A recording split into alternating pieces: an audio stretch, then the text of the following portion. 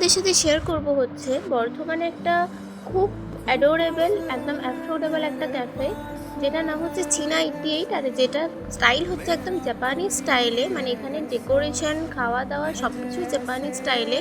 তো আমাদের বর্ধমানে এরকম খুব কমই ক্যাফে আছে জাপানিজ অর স্প্যানিশ স্টাইলের। তো তার মধ্যে আমি খুঁজে বের করেছি এটাকে।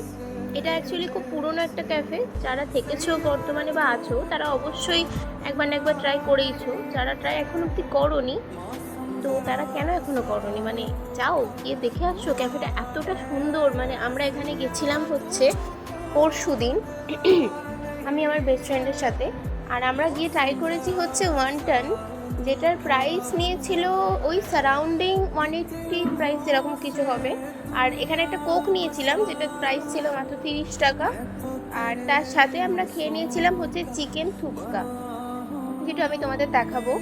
আর সাথে মোমো থাকবে না সেটা তো হবে না। দেখো, স্টিম মোমো হচ্ছে জাস্ট লাভ, মানে স্টিম মোমোর কোনো সাবস্টিটিউট অ্যাকচুয়ালি হয় না। তো স্টিম মোমো তো রাখতেই হবে মেনুতে। আর স্টিম মোমোটার দাম নিয়েছিল এখানে 150, যেখানে 8 পিস মোমো ছিল। আর মোমোটার টেস্ট তো জাস্ট অসাধারণ। এই হচ্ছে আমাদের তুপকাটা, যেটার ওপর একটা সানি সাইড আপ ছিল। সব থেকে মোস্ট প্রিটি লেগেছে হচ্ছে এই মৌরিটা লাস্টে যেটা দিয়েছিল, একটা ছোট্ট পাড়া বালতি টাইপের। মানে কি কিউট এটা, মানে আমি আমি তো বলছিলাম যে এখানে এই বালতি, এরম বালতি বাড়ি নিয়ে যাওয়া যাবে না। মানে তোমরা দেখবে হয়তো যে মিনি কিচেন যেগুলো হয়, মানে সেখানে টাইপের বালতি ইউজ হয়।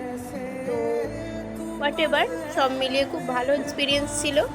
আর দেখো, যারা এখনও যাওনি, এটা অ্যাকচুয়ালি কোনো প্রমোশন ভিডিও নয়, বাট আমার তরফ থেকে আমি তোমাদের সাজেস্ট করব যে গিয়ে একবার ঘুরে আসতেই পারো ক্যাফেটা। ভিডিওটা কেমন লাগলো অবশ্যই জানিও। মেনু কার্ডটা আমি তোমাদের মেনশন করছি, চেক করে নাও।